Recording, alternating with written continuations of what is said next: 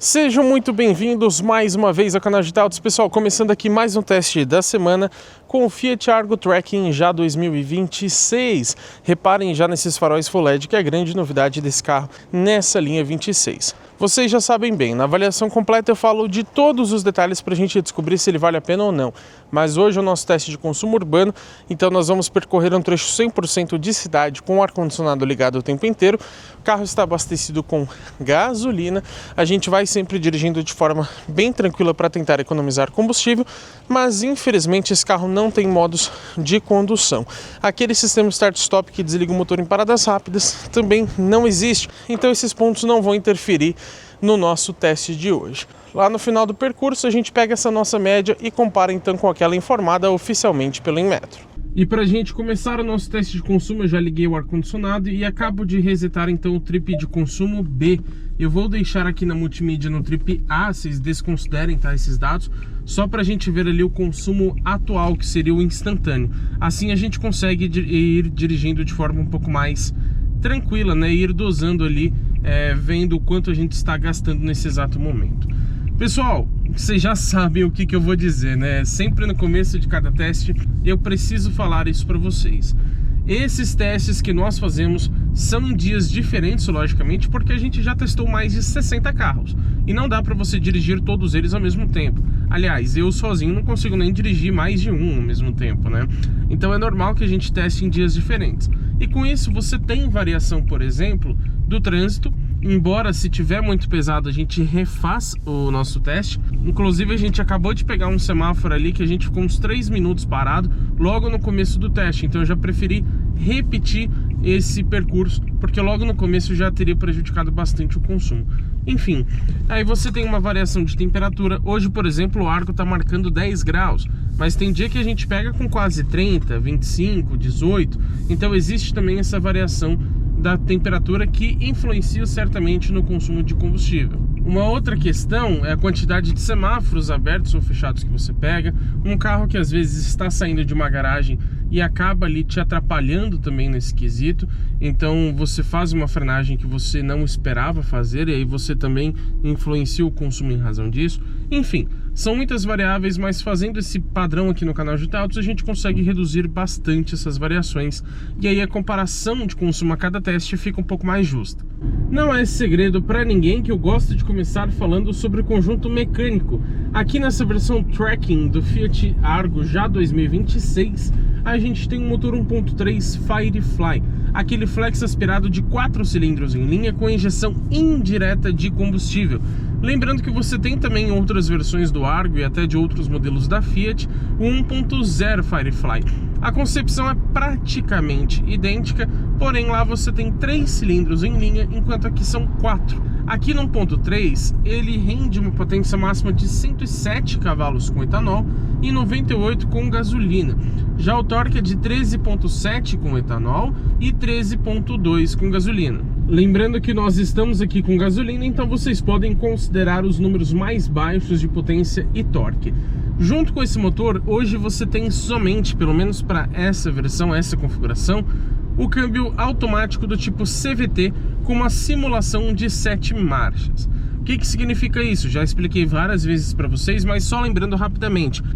O CVT ele vai variando a rotação, como ele não tem engrenagens para troca de marcha, ele tem 2 polias variáveis, a rotação do motor vai se alterando de acordo com uma subida, uma descida, seu estilo de condução e etc, mas não exatamente em razão da velocidade, ao contrário do câmbio automático convencional ou automatizado de dupla embreagem, enfim. Não dá para você andar a 100 por hora, por exemplo, em primeira marcha, né? A rotação vai explodir. Aqui no CVT você não tem isso, ele vai variando. Agora, quando você dá um pé fundo nos CVTs mais antigos, eles ficam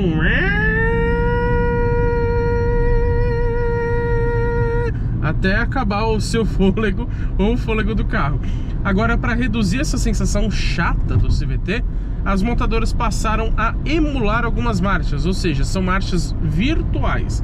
Então você faz uma programação e aí, dando um pé fundo, ele vai realmente simular como se você estivesse trocando de marcha num câmbio normal. Agora, se você estiver andando de forma tranquila como estamos agora, aí vai ser aquele funcionamento padrão do CVT com uma rotação variável, né?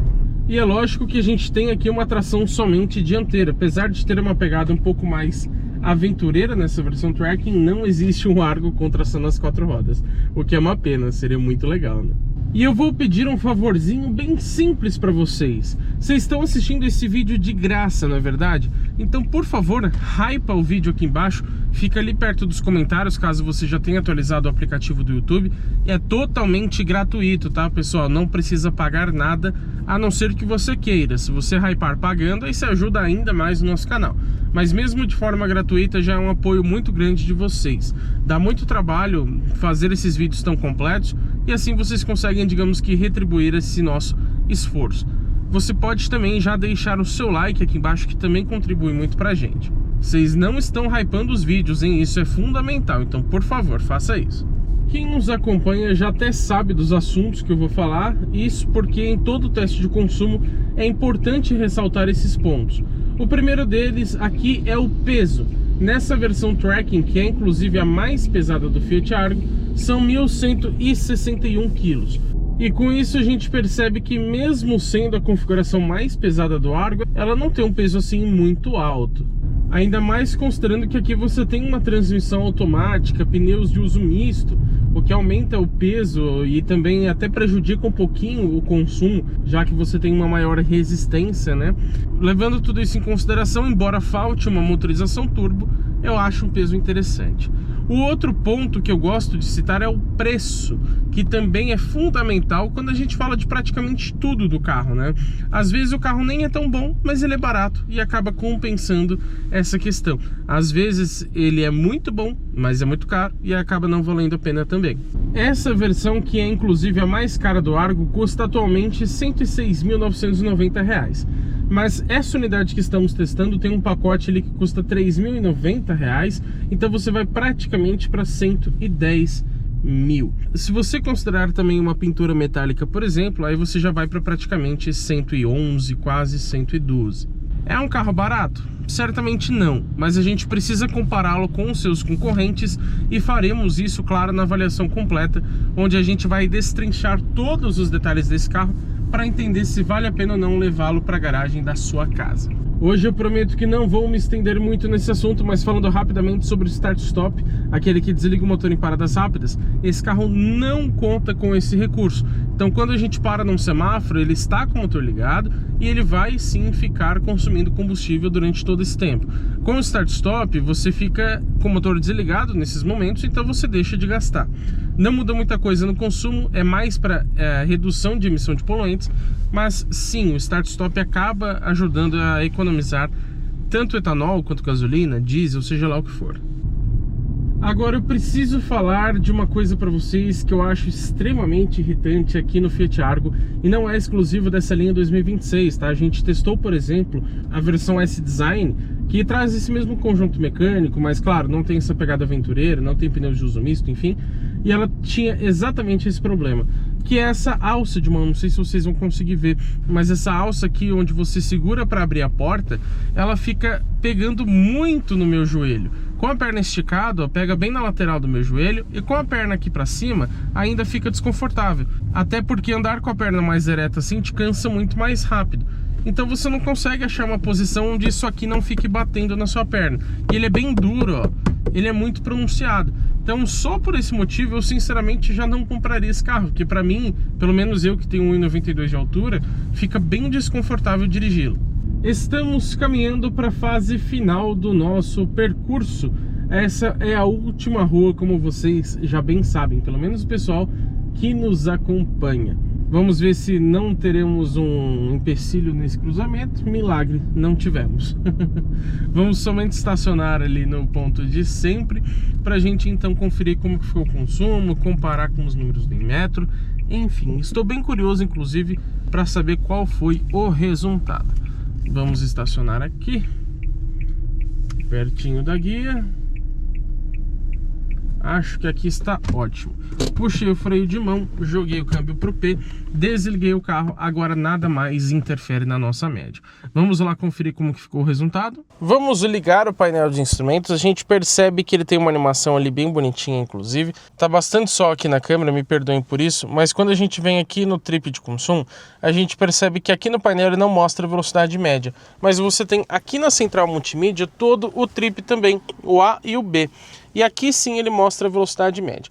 Agora tem uma questão, tá, pessoal? Com a chave ligada, mesmo que o motor esteja desligado, ele fica ali contando o tempo, vocês podem ver lá na direita que ele está aumentando e também diminuindo a velocidade média. Então eu anotei assim que a gente chegou e na verdade foram 28 minutos de percurso.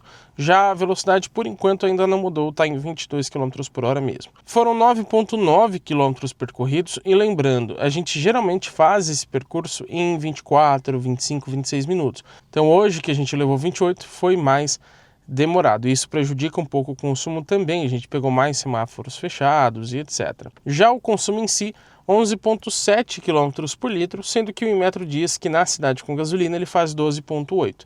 Lembrando que a nossa média aqui, trecho 100% urbano com ar-condicionado ligado o tempo inteiro. Vocês podem ver então que a nossa média foi inferior àquela informada pelo Inmetro. Mas e aí, o que eu achei dessa média de 11,7 km por litro?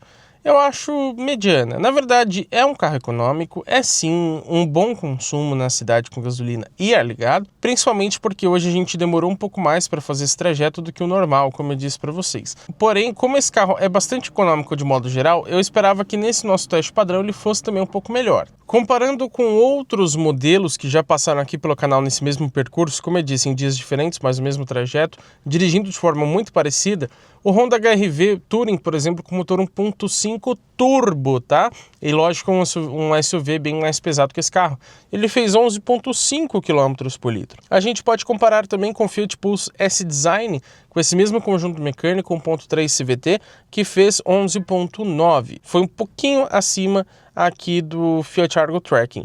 E recentemente a gente testou aqui também o Fiat Argo Drive na versão S-Design, também com esse conjunto mecânico 1.3 com câmbio CVT, e ele fez 12 km por litro.